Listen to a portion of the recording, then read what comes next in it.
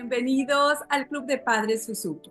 Me da mucho gusto verlos aquí porque su presencia es una muestra del amor, el compromiso y la intención de crecer junto con sus hijos en este camino musical.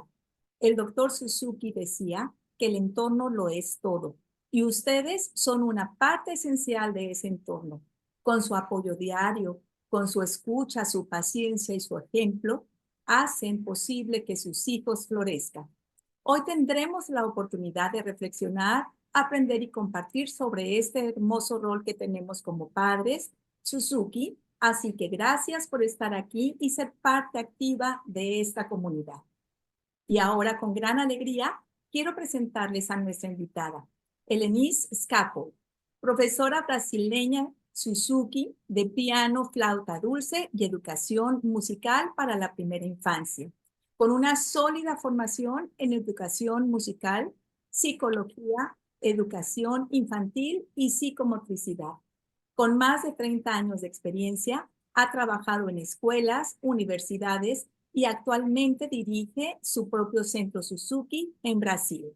Se capacita constantemente en diversas metodologías y ha participado activamente en eventos Suzuki internacionales. En 2023 fue reconocida por la Suzuki Association of the Americas con el certificado de logro del nivel 1 en piano y flauta dulce por su excelencia como docente. Su pasión por la enseñanza se ve reflejada tanto en el acompañamiento a sus alumnos como con el compromiso con la formación de nuevas generaciones de profesores. Le damos la bienvenida a Helenise y se queda con nosotros. Lista, Helenise, adelante. Buenas tardes con todos. Un gusto estar aquí. Me encantó la invitación de Lorena. Yo no hablo muy bien español, pero intento. Es posible que hable algunas palabras un poco erradas, pero estamos aquí, creo que vamos a nos entender. Vamos a hablar hoy un poquito sobre el desarrollo de las funciones ejecutivas y la práctica musical. O que uma coisa tem a ver com outra coisa, né? Como estão interrelacionadas. Então, vou explicar o que são as funções executivas, pero antes me gustaría empezar haciendo algunas preguntas. E para contestar, solo hay que conseguir colocar emoji de levantar la mano. Solo este es, um, es solo este que necesita. Ajá. Levantamos, no, ninguém necesita hablar nada, solamente para saber cuántas personas. Me gustaría saber, por ejemplo, ¿quién aquí conoce a alguien que se desanima fácilmente ante situaciones adversas? ¿Alguien? Por lo menos una. ¿Quién no conoce a alguien que no tiene una flexibilidad para crear un plan B si algo le sale mal? Vai hacer algo, no le sale bien, no consegue salir y descubrir otra manera de hacer esto. ¿Alguien conoce? Creo que sí. ¿Ah? ¿Quién conoce, está bien, conoce, así que se dice, conoce? Ajá. ¿Quién conoce a alguien que no logra, por ejemplo, manejarse bien cuando tienes muchas cosas por resolver al mismo tiempo?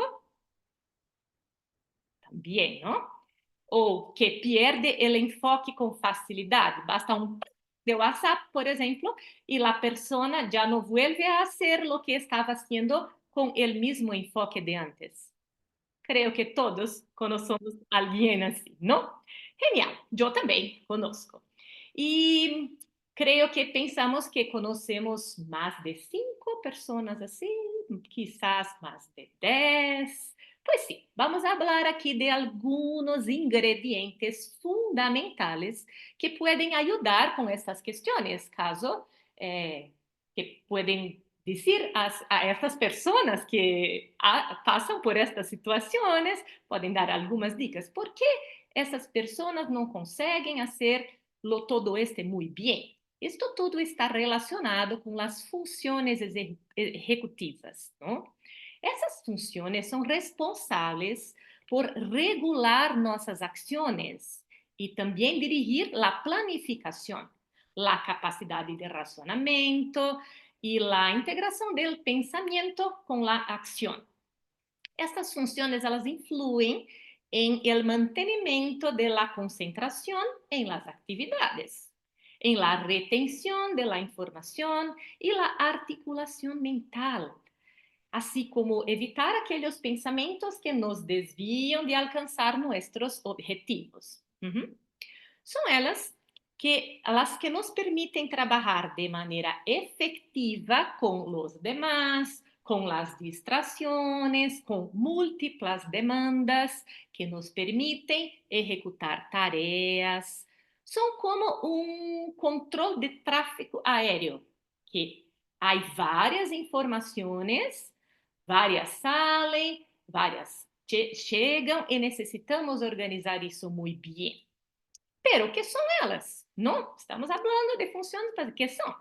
Elas formam parte das funções cognitivas que temos. Temos várias funções cognitivas, como linguagem, razonamento, e as funções executivas estão dentro deste conjunto de funções cognitivas. São habilidades que nossa mente tem que ajudam a controlar nosso comportamento, nosso pensamento, sempre basándose em experiências que já temos tenido. Pero ¿para quê? Para que podamos realizar ações em el presente. Ou se temos uma meta para o futuro, também que podamos alcançá-la. Essas habilidades, elas coordenam e ajudam ao bom funcionamento do cérebro e estão diretamente relacionadas com a boa formação global da pessoa, como habilidades psicomotoras, cognitivas, sociais, emocionais. Estas funções executivas, elas necessitam ser desenvolvidas. Não nascemos com elas. Necessitamos desenvolver pouco a pouco. E começamos a desenvolver quando somos pequeticos e vamos desenvolvendo hasta al final da adolescência, início da vida adulta. É um processo largo, porque nosso cérebro começa a se desenvolver desde atrás hasta a frente. E as funções executivas, a parte responsável por coordená-las em cérebro está mais ou menos por acá. Seria esta parte, não sei como se diz lá, esta color em espanhol, desculpem. Enfim, em Brasil é roxo, pero rojo em espanhol sei que é outra coisa. Que em Brasil, em português, é vermelho, muito diferente. Então, voltando, são habilidades que nos ajudam a que possamos trabalhar, que fazem que podamos planificar, organizar e executar tarefas.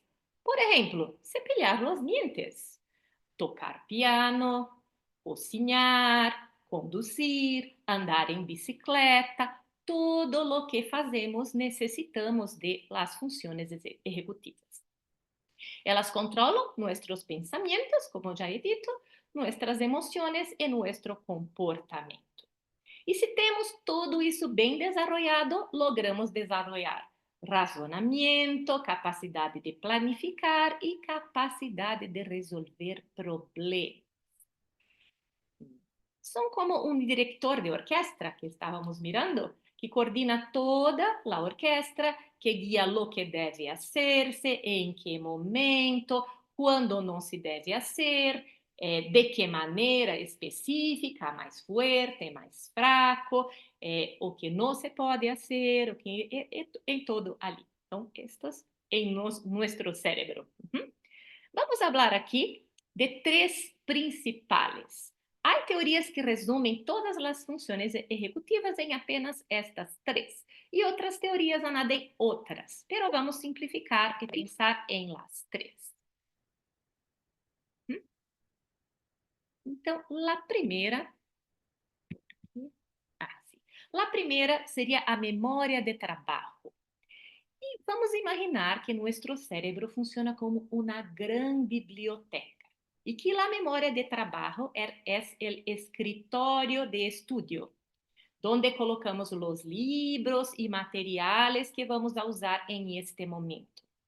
En la biblioteca, que sería nuestra memoria de largo plazo, hay miles de libros en las estanterías. Esos libros son las informaciones que hay aprendido a lo largo de la vida.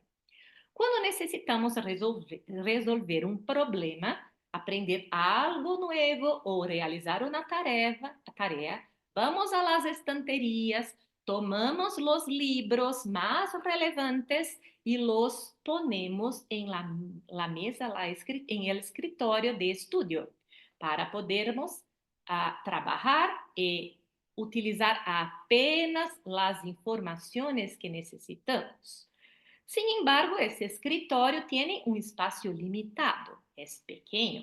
Só puedes trabajar con una cantidad restringida de informaciones al mismo tiempo. Si intentas poner demasiados libros de una vez, el espacio se desorganiza y puedes se perder el enfoque, se puede olvidar partes importantes del contenido. Entonces, si lo pensamos aquí, veremos que la memoria de trabajo tiene un papel esencial en el procesamiento cognitivo. Es la capacidad de mantener una información en mente y trabajar con ella.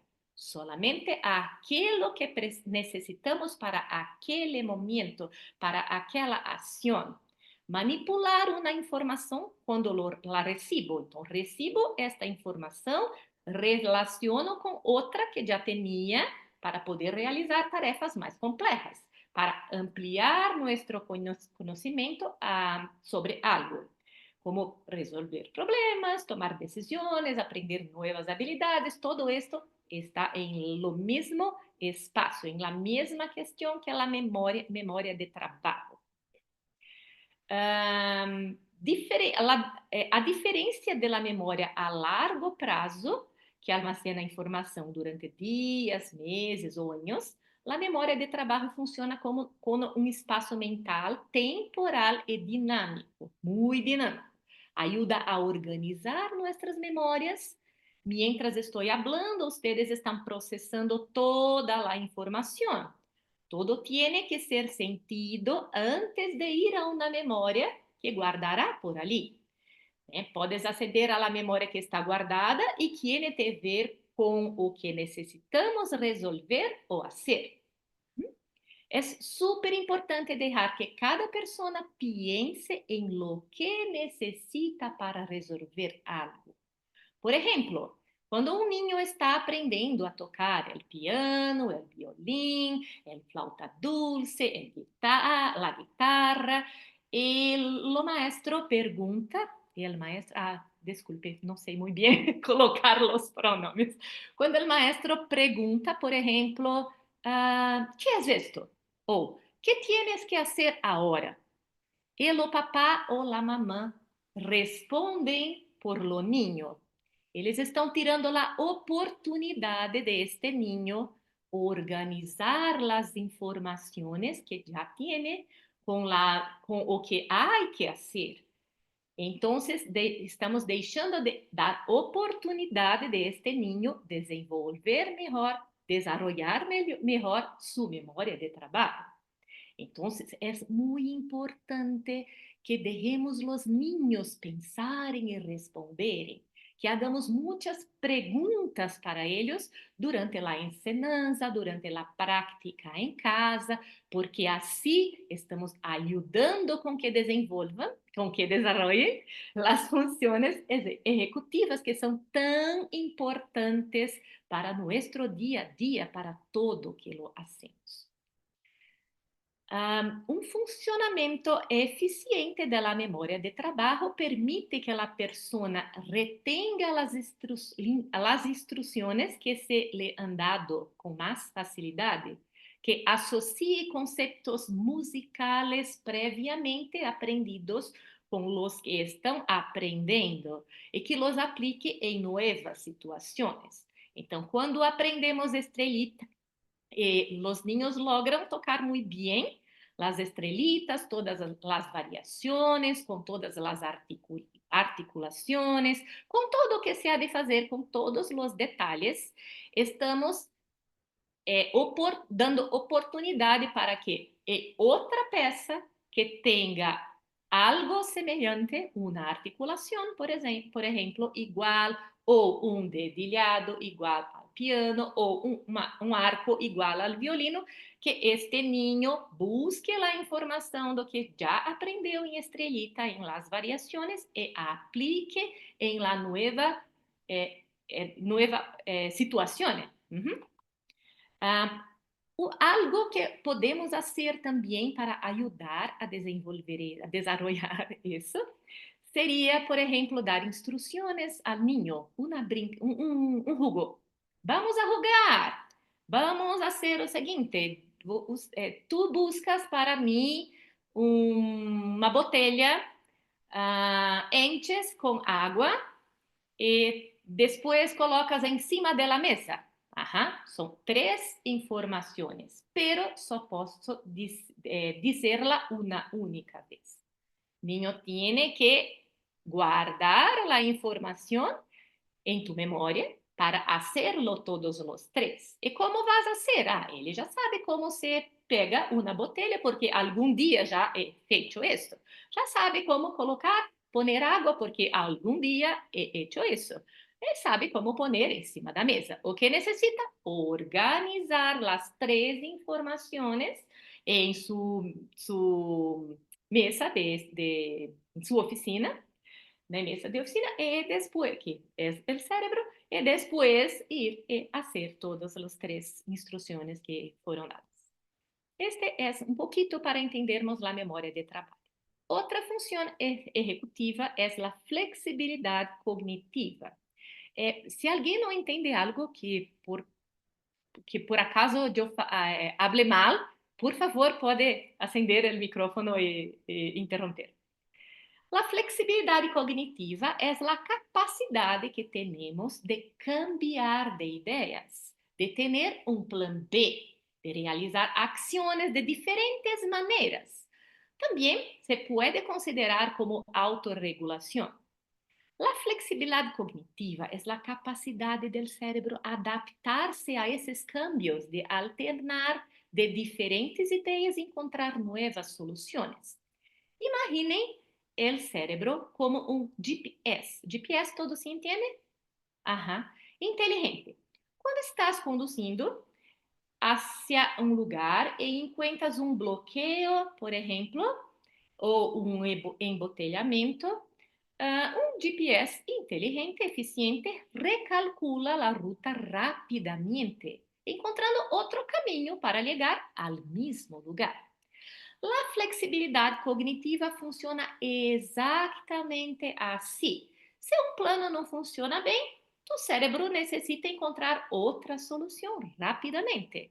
Te permite cambiar de estratégia quando algo inesperado ocorre. Ajustar tu pensamento quando se tem esta nova informação e ver as situações desde diferentes perspectivas. Então, o músico, por exemplo, necessita esta habilidade quando comete um erro em uma nota e necessita seguir adiante sem detener-se. Por exemplo, em la orquestra que estávamos virando, se algum niño erra uma nota, um trecho, não pode volver e tocar novamente, tem que seguir. Então, tem que encontrar uma maneira de hacerlo e de encontrar e de seguir a música sem aquela nota. É diferente de como ele ha praticado, porque ha praticado com todas as notas, com todo o ritmo, com todo o grado. E na hora de tocar junto, algo passou e tienen que resolver. Ou, por exemplo, quando o músico, o niño, estudou uma peça em uma velocidade e em um tempo, não? E ao momento de tocar em grupo, em la classe grupal, por exemplo, a velocidade é outra. Ele tem que cambiar rápido para se tocar junto com os outros niños, não? Com as outras pessoas. Ou Um niño toca estrelita em el piano e tem um amigo que toca estrelita em violino. E eles resolvem tocar juntos. O que há que fazer? Alguém há que transponer. Então, quando o niño tem essa capacidade de transponer, essa flexibilidade para transponer ao piano ou ao violino, isto está ajudando sua flexibilidade cognitiva a se desenvolver também. Uma coisa alimenta a outra. A música alimenta as funções executivas e as funções executivas alimentam um logro maior com os estudos de la música.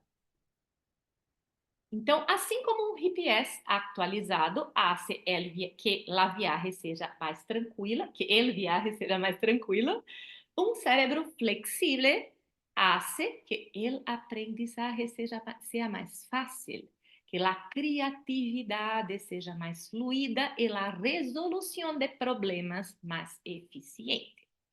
A flexibilidade cognitiva é super importante para o aprendizagem e para a resolução de problemas. Uma pessoa que desenvolve bem isto pode ter as seguintes características: uma boa flexibilidade mental para adaptar-se rapidamente a cambios e novas situações, pode ter mais paciência para reorganizar um novo plano e buscar novos caminhos para lograr fazer as coisas. E também são capazes de passar de uma atividade a outra com facilidade, entendendo que cada situação tem seu tempo. Por exemplo, um niño que ainda está desenvolvendo esta flexibilidade cognitiva, como dissemos, nosso cérebro começa a se desenvolver desde atrás hasta a frente, e as funções executivas estão aqui na frente. Um niño pequeno ainda não tem isto todo desenvolvido.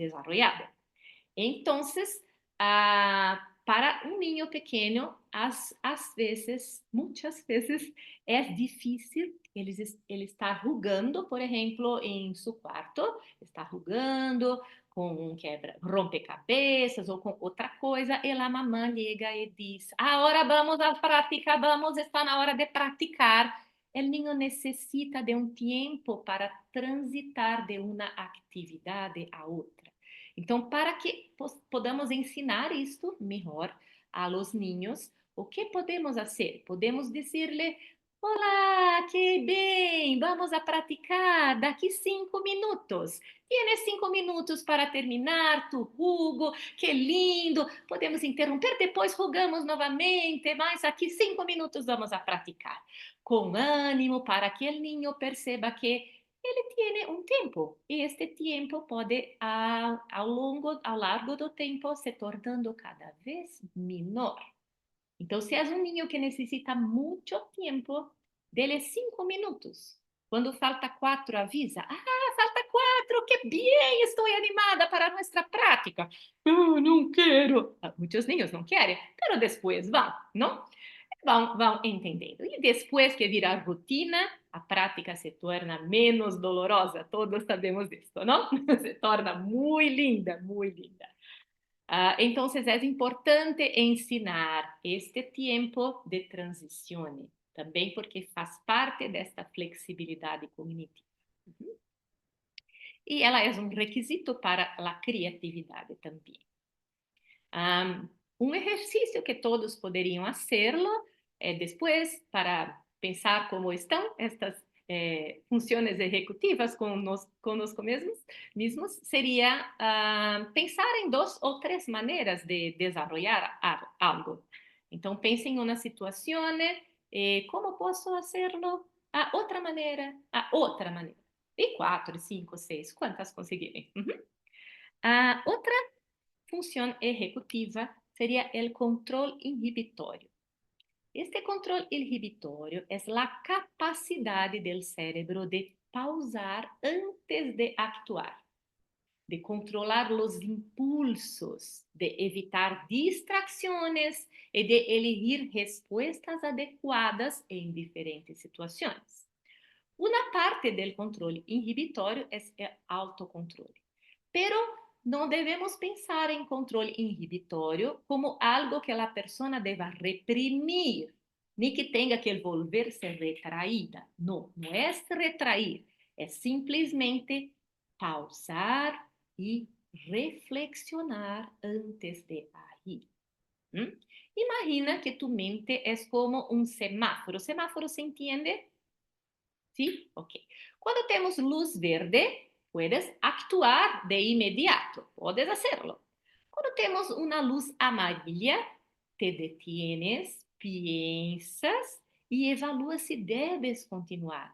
Si aquel momento es adecuado para continuar o si esperamos un otro momento. Y luz roja, necesitas contenerse y esperar si el momento adecuado de se manifestar. Por ejemplo, un niño que es muy agitado, a veces fica queriendo salir de la silla de piano, no quer quedar sentado, quer quedar caminhando por la sala, vuelve, toca un poquito, va a caminar y vuelve, toca un poquito, va a caminar. Poco a poco, este niño tiene que desenvolver este control inhibitorio para que quede sentado, para que tu concentración aumente y que nada lo distraiga. Uhum. Então, luz roja para salir correndo pela sala. Luz amarilla para pensar, ahora es el momento de te levantar ou es momento de quedar sentado. Então, nós podemos ir ensinando os niños a reflexionar sobre como, com perguntas. Este é o momento. Eu tenho um niño, um aluno de 4 anos. E ano passado, quando tinha 3 anos, houve um dia que ele veio para a classe de piano e não se comportou nada bem. Não se comportou, não foi nada bem. Eu conversei com papá, perguntei para papá o que passa. Papá diz está com um pouco de sono, pero já não há problema, já conversamos. Ele disse que queria fazer classe. Ok, voltei, disse, estás com sono? ¿Quieres hacer clase? Sí, quiero, pero se comportaba mal, se comportaba mal. Yo disse, así no se comporta en la clase de piano. Así no está bien. Si nos comportamos así, así, así, así, expliquei. Daqui a pouco, aí eu comecei a perguntar, como mesmo nos comportamos em la clase de piano? E ele sabia explicar todo, pero não hacía. Hasta que encerramos a classe, chorou, se foi embora, dormiu no carro, coche, não sei como se diz. Quando chegou em casa, a mamã tinha tido uma bebê pequenininha de meses, 2 meses, então a mamã não estava vindo à classe. Chegou em casa já dormindo, se quedou dormindo. No dia seguinte, quando acordou, mamã perguntou, mamã já sabia o que havia passado. Papá contou. Mamã perguntou, como foi tua classe de piano? Ah, mamã, não foi bem, não foi bem. Estou com vergonha, necessito conversar com minha professora, porque não me comportei, não me comportei. Quando vai ser martes novamente? Porque quero ter outra classe, porque agora não vou ter minha classe esta semana. Então, o menino tinha 3 anos, mas entendeu muito bem o que se passava, porque é uma família que sempre trabalha com este niño com reflexão de todas suas ações. Desde este dia, todas as classes, la mamá, quando saem de la classe de piano, la mamá pergunta a este niño, como foi tu classe hoje? Que nota tu crees que merece? El niño alguns dias disse, hoje creio que mereço 5, hoje mereço 10. E ele sabia exatamente como tinha se comportado. Hoje é um niño que faz uma classe linda, linda, linda. E tenho certeza que isto tudo é porque os padres lo fazem reflexionar sobre todo o que acontece na classe, todo. Ele toca do início até o final da classe. Ele tem recém-completos 4 anos. toca todo o que eu peço, não reclama de nada, não quer mais sair correndo, sabe com propriedade o que há de fazer em cada tarefa. É muito lindo de se ver, muito lindo, muito lindo. Eu parabenizo, felicito os padres sempre, porque sei que é responsabilidade, é algo que eles han hecho, não? Então, o controle inibitório funciona exatamente como o semáforo para frenar respostas impulsivas e automáticas e parar para reflexionar antes de actuar. Em la música, quando isso acontece? Quando, por exemplo, estamos em uma classe grupal e tiene que esperar tu turno antes de empezar a tocar. Este é muito bom treino, muito bom ensinamento. Todos os niños não tocam ao mesmo tempo, hoje vai a tocar um de cada vez. E um tem que esperar su turno. Ou um toca uma nota, outro toca outra nota, ou um toca uma frase, outro toca outra frase, outro toca outra frase. Isso vai fazendo com que este controle inibitório vá se desenvolvendo.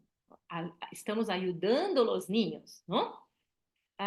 Quando também o niño resiste ao impulso, como disse, de moverse, de hablar mientras escuchas uma canção, ou mientras o professor está tocando e tem que escutar, ou hasta mesmo mientras, enquanto está tocando. Há niños que tocam e hablam. Opa, não?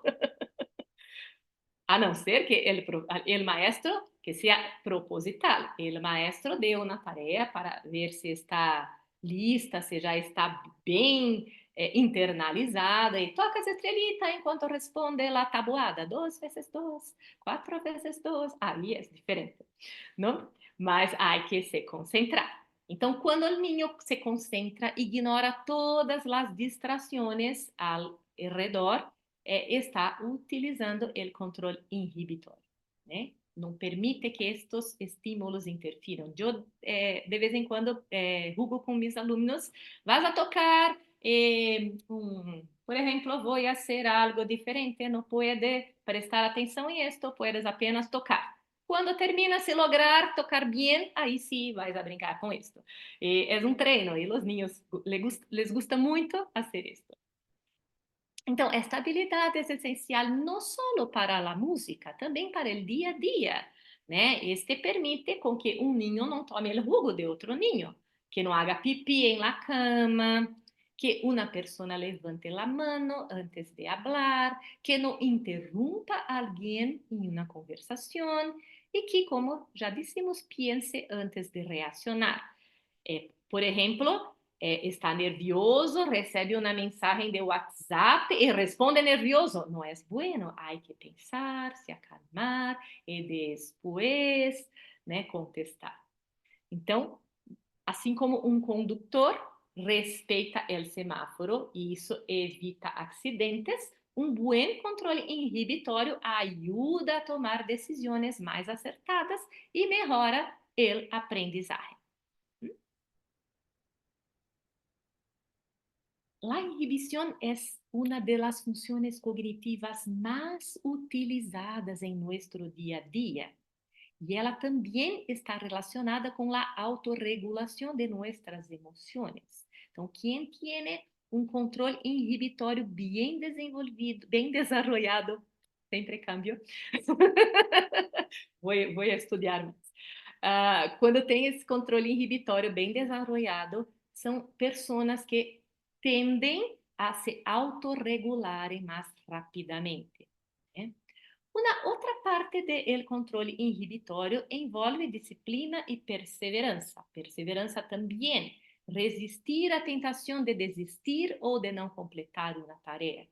E desistir não significa apenas desistir do curso. Desistir de uma tarefa já é desistir de algo. Então temos que ensinar a não desistir. Desistir não faz parte do processo, não? La disciplina é responsável por lo sucesso em testes de QI e também em pruebas escolares. Los niños que tienen todas as funções executivas bem desenvolvidas tienden a ter mejores resultados en la escuela. Este control inhibitorio es uno de los más importantes para esto, porque no adianta tenemos una memoria de trabajo muy buena, una flexibilidad muy cognitiva muy buena y no tenemos control inhibitorio para organizar estos dos. Entonces hay que desarrollar muy bien todos los tres, pero principalmente el control inhibitorio. Después los otros también. La tercera parte del control inhibitorio envolve controle de atenção. Então, capacidade de concentrar, manter o foco, né? Mesmo que aquilo não seja motivador, mesmo que aquilo seja um pouco chato, um pouco aburrido. Por exemplo, nem todas as coisas que tocamos são motivadoras. E tudo bem, é simplesmente a vida acontecendo. A vida não é todos os dias motivadora e temos que fazer todo. Em la prática é o mesmo. Às vezes, nós observamos aqui que se algum niño não se motiva com algo, o papá também já pensa, ah, não está motivador, vamos deixar para lá. Não é assim. A motivação nem sempre estará presente. Buscamos, claro, com motivação é muito mais interessante, muito mais gostoso de fazer. Pero há dias que não estamos motivados a cozinhar e temos que cozinhar. Há dias que não estamos motivados a ir trabalhar. Eu sempre estou. Há dias que não estamos motivados a trabalhar e temos que trabalhar. Então, isto é muito importante que os niños aprendam desde chiquititos. O controle inhibitorio ajuda com lograr este tipo de coisa, não? Nuestro maestro, aquele que estava regendo a orquestra, ele diz sempre para os niños de la orquestra que se aprendes a dominar o cérebro, puedes fazer qualquer coisa muito bem hecha. E muitas vezes nós hacemos algo não tão bem como, por exemplo, o maestro pediu. O maestro pediu que estude a canção de esta maneira. O niño vai estudar de outra maneira. Eu não sei como se diz isto em espanhol, se entende, mas você estaria boicotando tu cérebro, se entende? Boicotando? Não sei. Pero é como está... tu cérebro sabe o que tem que fazer, pero não lo fazes como tem que fazer. No está haciendo bien. ¿Alguien? No. Aquí. Boicoteando está bien la palabra, boicotear. Muchas gracias, María de Lourdes. Qué bien, aprendí algo nuevo. Entonces, si hacemos diferente, estamos boicoteando nuestro cerebro. No estamos haciendo con que él se desenvolva, se desarrolle. Entonces, ¿por qué? Si hacemos como debe hacer, ¿por qué hacemos diferente? No, hay que cuidar de estos e ensinar desde chiquititos, mas foi assim que tu maestro ensinou. Então, vamos hacerlo assim. Tu maestro sabe o que está haciendo. Não vamos inventar maneiras diferentes. Agora, deixa a criatividade para outras coisas. E também tudo isso tem a ver com planificação. A planificação é uma habilidade essencial dentro das funções executivas. Ela depende principalmente da memória de trabalho e da flexibilidade cognitiva, mas também requer um bom controle inhibitório para evitar distrações, para centrar-se em la execução de todas as etapas necessárias. Sem um desenvolvimento adequado da planificação, os niños podem apresentar dificuldades para organizar suas ações em uma sequência lógica, para antecipar as consequências de suas eleições e para adaptar-se quando algo não sale como lo esperado. E aí vem a frustração, muita frustração. A frustração faz parte de todo o desenvolvimento. É importante deixar que os niños se frustrem para que quando cresçam saibam lidar bem com isto. É importante ensinar-los a entender o que é a frustração. Então, se algo não sale bem no piano, o niño começa a ficar muito nervioso, Hemos que acalmar el niño, dizer, yo entiendo que estás frustrado, que no estás le saindo bien, pero ¿cómo podemos hacer diferente? ¿Qué podemos hacer para que salga bem? Ou quizás ahora paramos um pouquinho, vamos fazer outra coisa, depois volvemos para ver se logramos isto. Pero a frustração hace parte. Não tenham medo de choro de crianças. Choro hace parte. Os niños não sabem expressar suas emoções, então choram. Está tudo bem. Choram, acalme, além, expliquem o que está passando. Eles necessitam aprender como são suas emoções, para que depois todo este vá se desenvolvendo. Se o niño não sabe entender sua emoção, não vai conseguir, não vai lograr melhorar suas funções executivas, tudo vai ficar mais difícil para ele. Então, nós outros adultos, é que temos que garantizar que os niños aprendam a entender suas emoções, seus sentimentos. Pero, como podemos fazer para ensinar planificação e para melhorar as funções executivas? Podemos, por exemplo, dividir tarefas em etapas. Ensinar um niño, por exemplo, a decomponer atividades complejas em passos mais pequenos e organizá-los em ordem.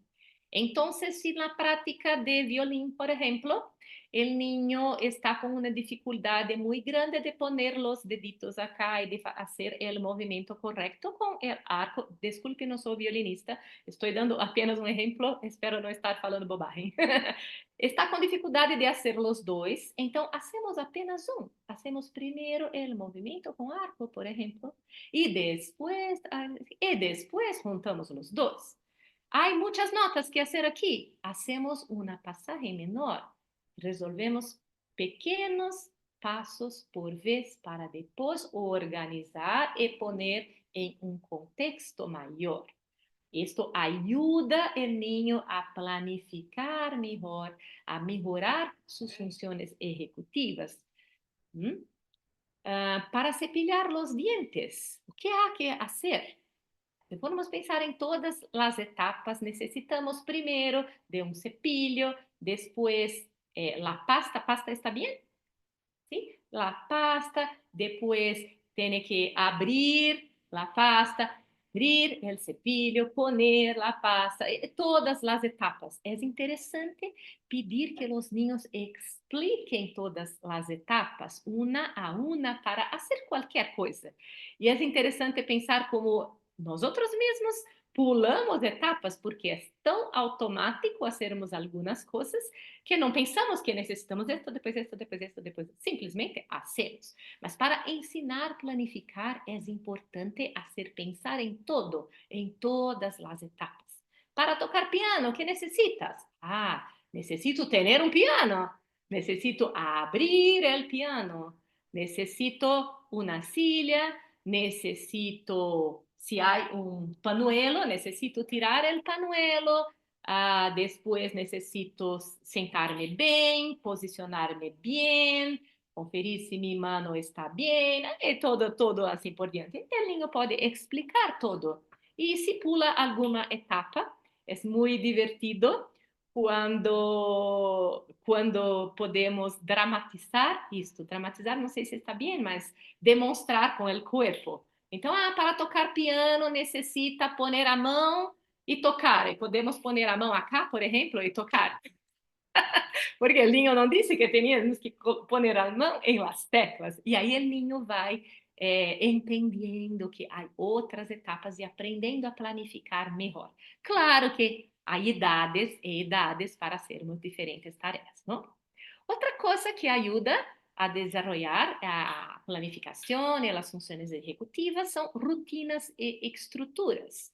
Então, criar rotinas diárias previsíveis ajuda o niño a entender como organizar seu tempo e articular, antecipar o que viene a continuação. Então, quando conseguimos encaixar toda a prática do instrumento em uma rotina dia a dia, o niño já sabe o que há a fazer, Já sabe o horário de fazer isto, o horário de jogar, de comer, de praticar música, de realizar atividades educativas e, claro, de descansar também, porque isto também é importante. Outra coisa, juegos de planificação. Então, por exemplo, rompecabezas, jogos com bloques como Lego, esses são muito importantes. Ajedrez, damas, ludo, todos esses ajudam a planificar o que há de fazer. A planificação verbal já falamos, seria de explicar todo o que fazer. Também este é importante. Outra coisa que podemos fazer com a planificação verbal é o ninho vai a tocar algo, então ele tem uma tarefa específica que foi passada pelo maestro. E perguntar para o ninho o que tu maestro pediu para praticar. Ah, tia Rodi, ok, tia Rodi, vamos praticar. Ou Estrelita, ok, vamos praticar Estrelita, mas como tu maestro pediu que praticasse? O ninho tem que explicar o que fazer, como fazer. Este é muito importante. Ou primeiro vou a tocar este pedacito, depois, tenho que focar-me em la nota larga, tenho que pensar em el silêncio. Então, primeiro vou trabalhar uma nota larga em determinada canção. Em la mesma canção tem o silêncio para se dar conta. Primeiro vou a lograr com nota larga, depois vou a lograr el silêncio.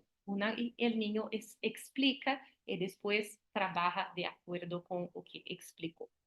Reflexionar sobre as ações também é muito importante, como os papás de mi niño, que eu contei que a toda a classe, hasta hoje, todas as classes, eles perguntam, como foi tu classe hoje? E agora o niño só diz, hoje tirei 10. Planificar rutas também, deburrar mapas também é importante. Então, como é o caminho?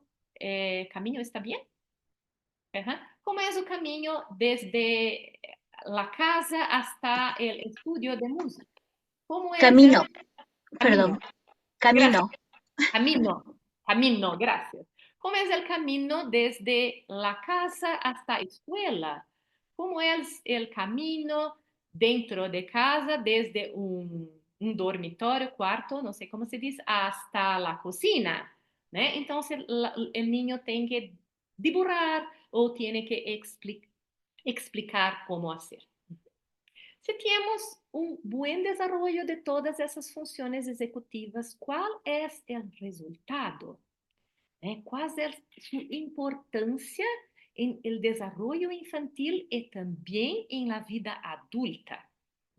Quando todo sale bem, quando essas funções executivas estão bem desarrolladas, a pessoa pode ser mais flexível, pode ser mais criativa, mais resolutiva, más sociable, sí. Puede estabelecer un objetivo y alcanzarlo, ir hasta al final, no desistir en el medio de camino. Será provavelmente uma pessoa mais organizada, mais adaptável ao entorno.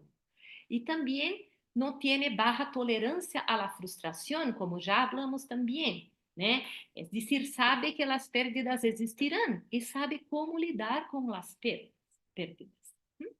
Temos menos enfermidades mentais e menos enfermidades físicas. Olha só que importante isto, não? Então, a pessoa não se derrumba facilmente. Ela tem flexibilidade, pode controlar factores externos para concentrar-se no que seja necessário. E em el futuro, temos uma pessoa que persiste hasta el final, não se desmotiva facilmente, sabe organizar-se, sabe ter um plano B, não se distrai, e isto é o que passa, né? Algumas atividades musicais que podemos fazer para desenvolver tudo isto. Todo isto ajuda com as atividades musicais e algumas atividades musicais ajudam com tudo isto. É uma retroalimentação. Então, a autoexplicação, como dissemos agora há pouco, pode ajudar com o desenvolvimento da memória de trabalho. Então, Durante a prática, anima ao aluno a verbalizar o que está haciendo. Agora vou tocar mais fuerte. Necessito manter o ritmo. Necessito me atentar com o silêncio. Necessito cuidar da nota larga. E assim por adiante. Né? E a memória musical ativa. O que é isto? Ele toca quando um aluno toca um pedaço, um fragmento de uma canção, ele há que continuar mentalmente antes de tocar a seguinte nota. Isto entrena a retenção e manipulação da informação musical em la mente. Então, por exemplo, o professor toca uma parte e diz: quando eu parar, você continua. O professor toca e o aluno continua. Ou em la classe grupal. Todas as atividades divertidas de las clases grupales Suzuki ayudan mucho con todas las funciones ejecutivas. Es muy interesante como quando comecei a estudar isto, como falei, está tudo aqui, temos tudo em la mano, que lindo, como estamos ajudando os ninhos, musicalmente, não musicalmente, em todo, e quão isso é importante para a vida deste ninho, muito interessante. Para... está assim. Para o controle inibitório, algo que é muito interessante para ajudar a desenvolver isto é tocar despacio. Quão despacio tu consegues tocar isto? Mais despacio, mais despacio. E os niños não les gusta, porque eles gusta tocar rápido. Então, ajuda, há controle muito grande para tocar despacio, porque os niños são rápidos, têm muita energia. Então, tocar despacio para eles é algo que têm que se concentrar muito.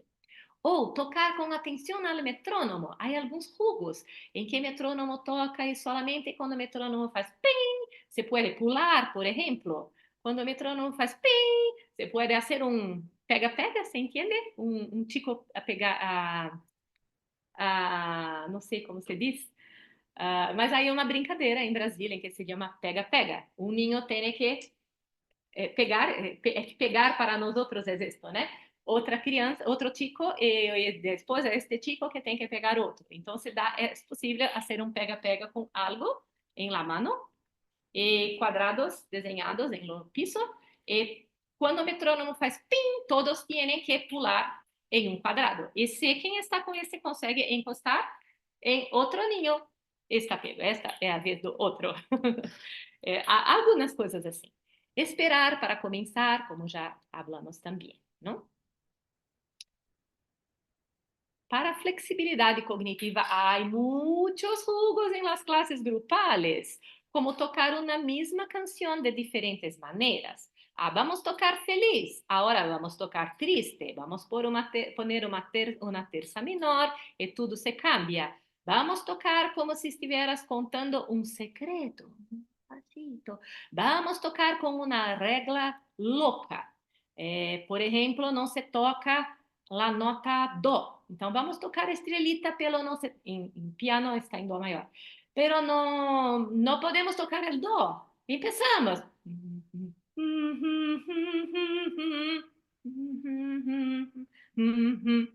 Né? E há que não tocar alguma nota, ou poderia ser qualquer nota. Em lugar disto, hacemos silêncio, ou em lugar de la nota, demos uma palmeada, algo assim. Quando cada um toca uma nota, então tu só tocas dó, tu só tocas ré, tu só tocas mi, tu só tocas fá, tu só tocas sol, tu só tocas lá, e tocamos estrelita. Né? Então, todas as atividades divertidas das classes coletivas são muito, muito importantes para todo o desenvolvimento das funções executivas. Então, para os papás e mamás que estão por aí e que têm seus filhos estudando por lo método Suzuki, felicitações! Que linda escolha fizeram para tus hijos e que desfrutem muito, muito, muito disso tudo, de todo isto. Veja su hijo como um ser curioso e capaz de descobrir todo lo que tiene ao seu alrededor. E não solo como alguém que deve receber respostas já hechas para aprender. Pergunte, deje que el niño descubra, ayude a guiarlo por el camino correcto. Y después de esto tenemos lindas personas muy bien desarrolladas. Muchas gracias. Yo quiero darte primero que todo las gracias por esta charla tan iluminadora y profunda. La verdad es que nos has regalado una mirada llena de sentido sobre cómo a través de la práctica musical también estamos cultivando habilidades esenciales para la vida. Las funciones ejecutivas que nos permiten organizar, planear, regular emociones y desarrollar el pensamiento flexible en nuestros niños. Gracias, Elenis, por ayudarnos a ver el enorme valor que tiene el aprendizaje musical cuando se da en un entorno respetuoso, amoroso y bien guiado. Escucharte nos ha reafirmado que el método Suzuki no solo forma músicos, sino seres humanos íntegros y conscientes. A todas las familias presentes, gracias por abrirse a esta experiencia, por seguir formándose y por su compromiso constante. Su rol es fundamental y charlas como esta nos recuerdan que el trabajo colaborativo entre padres y profesores es la clave para que nuestros niños florezcan. Con gratitud y cariño, les mandamos un fuerte abrazo y los esperamos en la próxima sesión de Club de Padres Suzuki. Hasta pronto.